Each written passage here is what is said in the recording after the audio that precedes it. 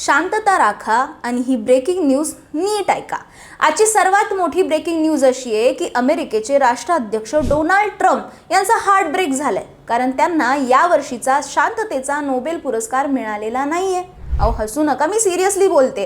यंदाचा हा नोबेल शांतता पुरस्कार व्हेनेझुएलाच्या विरोधी पक्षनेत्या मारिया कोरेना मचाडो यांना मिळाल्यामुळे डोनाल्ड ट्रम्प यांना फार दुःख झालेलं आहे। मी एक मोठा शांतता निर्माता आहे, अनेक देशांचे एकमेकांशी संबंध सुधारावेत म्हणून मी आंतरराष्ट्रीय पातळीवरती इतका प्रयत्न करतोय, तरीही हा पुरस्कार माझ्या हातून निसटलाच कसा असा प्रश्नही आपल्या ट्रम्प तात्यांना पडला असणार आहे।